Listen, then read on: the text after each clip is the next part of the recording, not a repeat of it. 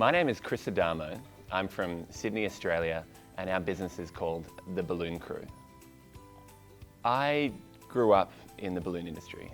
As a kid, my mother had started as a flower business, and I'd go to the flower markets with her very early on.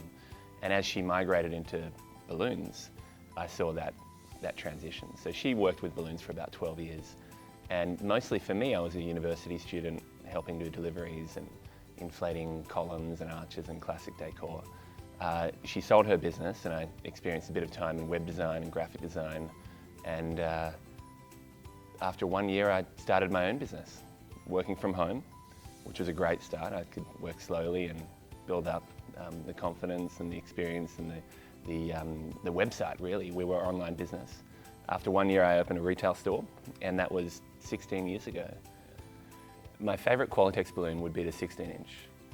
And why? I think it's sort of, I think it's undercapitalized because you can make it round, right? So you have, of course, a regular oval shape in the balloon bouquets that we do in classic decor floor arrangements. When you start with a 16-inch, or have them all perhaps 16-inch, it's just something different. People don't expect that. People are used to the regular size, but bigger is better, right? But then with the organics that we do, it's really the glue. The 16-inch is an affordable product still. You get them in packs of 50. We can undersize it down to 11 inches, because we don't use an 11-inch at 11-inch in organics. So our 16-inch is the glue between the really big and bold and the regular size, smaller texture. But I would say the little worker, that's a 16-inch that creates both classic decor balloon bouquets, the gifts that we sell as well, and the organics. So in the last 5-6 years, we have really stocked up on every single color in 16-inch. My favorite Qualitex latex color is standard white. Boring, right? But so versatile, right? We, of course, create a lot of clouds, balloon walls, where white is either just a beautiful medium that is neutral and always on trend. It's like, what color are you going to paint the inside of your living room, right? 30 years ago, they're regretting they didn't paint it white. But not only that, it's when the events that we work on, white can absorb the lighting colors. So I'm always encouraging our clients, or we have lights as well, where that lovely color can be absorbed, and when at a single impact, it radiates throughout, and the color dissipates and fades as it works through the installation. So that's probably one of the best organic designs that I can work on, is when we introduce an external lighting source and the color is transferred through. What is my greatest achievement? I'm going to give you two answers, if that's okay. So one is from my business perspective and what we've achieved in Sydney, and the other is more of like a personal teaching perspective. So in 2018, I was asked to not only would amazingly be a designer of the WBC event, and we designed the after party decor, which was just like, to have the ability to, as many balloons as you want and as many people as you can muster, and like a lot of time, and here's a blank canvas, what do you want to do? It's a dream come true. I can't imagine a client ever giving you a brief like that, right? So I'm always thinking of crazy different things, and it was a great opportunity to explore that and capitalize on it, and it turned out really well. I was really happy with the tunnel and the roof, this cave that we created. But the second thing that I first thought of when you asked that question was professionally in Sydney.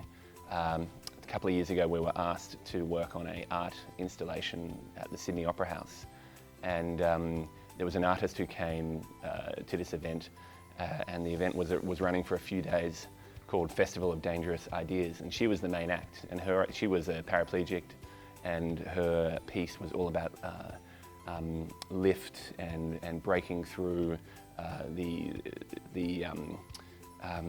sort of restraints in life. So she can't walk and people can't fly, and she was going to show in a medium of her defying gravity itself.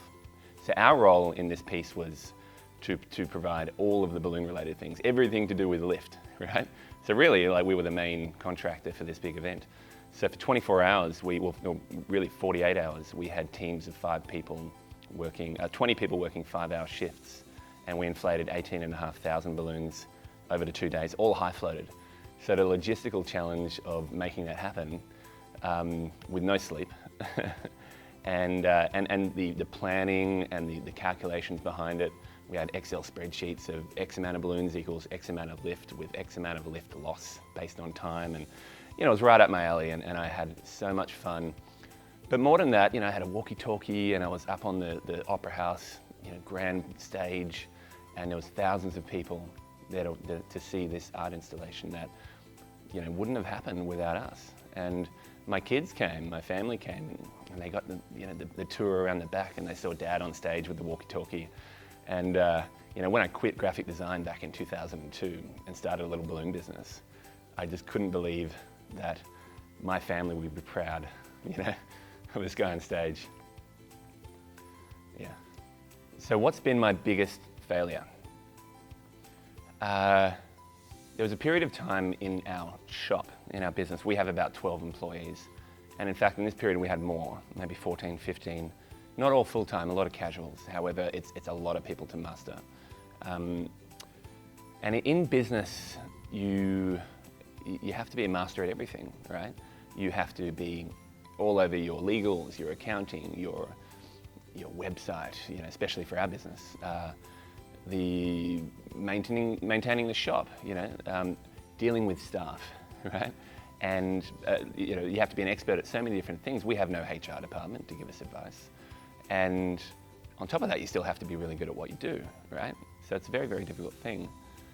And there was a period of time where I think we had the balance wrong in our business on many elements. We were taking on too much work, going too far for too little, pushing our staff too much. We barely had lunch breaks. We didn't, And there was this period of time, perhaps like, the equivalent of like the Vatican II, right? Where we just said enough, right? We evaluated what we're doing wrong. We weren't, even though we're selling so much, we weren't being profitable, right? And I think every business needs to stop, look at themselves and reevaluate regularly, with the impediment to change, right? Always assume what can be better. What am I doing wrong? And I do that daily. My staff remind me about it hourly.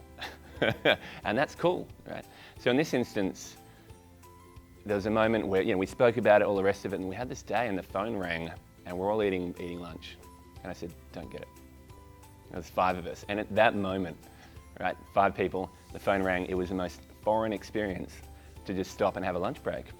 My favorite quote, there's many, and I write them all down. Anytime I hear a good quote, I'll jot it down on Evernote on my app. But the one that probably applies to this business the most, this industry, and certainly the work that we do, is from Marcus Aurelius, and I quoted it at World Balloon Convention 2018. And it says, in short, the obstacle is the way. And to expand on that, it's the impediment to action advances action. What stands in the way becomes the way.